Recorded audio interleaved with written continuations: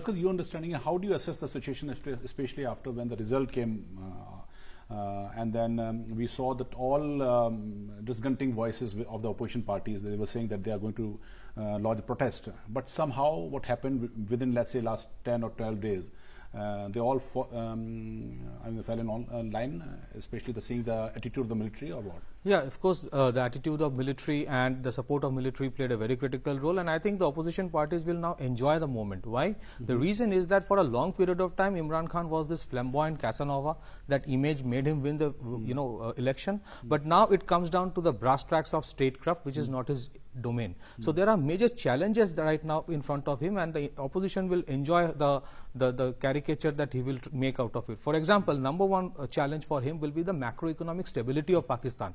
Pakistan's foreign exchange reserve is less than $10 billion now. Pakistan has a major balance of payment crisis impending. Number three, the Pakistan's economic growth may be a relatively higher than what it was probably in the last 14-15 years, but still not good enough to create jobs. So they have their trade deficit is to the tune of $34 billion. The current account deficit is to the tune of $10 billion. Their rupee had depreciated significantly. So he has to go to the International Monetary Fund for some kind of a bailout. But right now, because Pakistan is under the terrorism watch list, grey list of the Financial Action Task Force, it will not be easy for them to get a bailout from IMF. So they are already behind schedule in terms of the international debt service obligations. Somehow I think this China and the Saudi Arabia have assured Mr. Khan that they will bail out. They will probably bail Pakistan out in this foreign exchange crisis, especially. Yeah, if Pakistan, China has been doing it. They gave a $1 billion loan, but they have taken a lot of things in return. For example, one of the major promises that Imran Khan made to the youth who were significantly his voters this time is that he will create jobs. But if you look at the trade deficit that they have right now, around $34 billion, is because of the massive surge in imports from China. Because of the CPEC corridor construction, everything is coming from China. And because of, there was a free trade agreement signed between Pakistan and China. So the concessions that China is taking for giving these loans is that they recently gave a waiver on 6,000 items, import duty waiver on 6,000 items, which China can freely export to Pakistan now. So on one hand, he is talking about creation of jobs. On the other hand, we see that every material, because when China goes for any kind of investment in the through CPEC or any kind of initiative in any other country, they have a package. The package is finances will have to be taken from Pakistan, from China.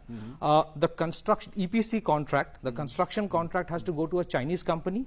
A significant proportion of the materials and the skilled manpower will have to come from China, and the project has to be insured for future debt obligation by a Chinese insurance company at a 6% interest rate, which means even before the first dollar is paid to them, for example, $1 billion is the loan given for a project, and you have to repay say around $2 billion for the next 20 years. So 6% of $2 billion, which means $120 million you have to pay upfront to a Chinese insurance company as premium for the security or insurance of the project, even before the first amount is given by China. The third major challenge for Imran Khan would be that for a long period of time he was against the drone operations of United States in Pakistan. What will he do now? Because he became very popular by his anti-US stand. But once you are into, as a prime minister, you can't openly be anti-United States and survive. The other issue is that, the issue of whether the foreign policy will be given to him to handle, because Pakistan army is not going to give it to him. He will not have no control on the terror organizations. He has for a long time been a little sympathetic towards Tehrik-e-Taliban, at the same time very supportive of Zarb-e-Azab, the Pakistan army's operation against Tehrik-e-Taliban. So he had been a man of contradictions. Now when you have the macroeconomic challenges, job creation challenges, negotiation with China on the entire CPEC, whether it happens or not is another issue. These are the challenges which he will have to grapple with, and his flamboyant image is not going to help him now. It is the statecraft which requires skill. The opposition is going to enjoy the mess that he would be in right now. Okay, and Harsh, how do you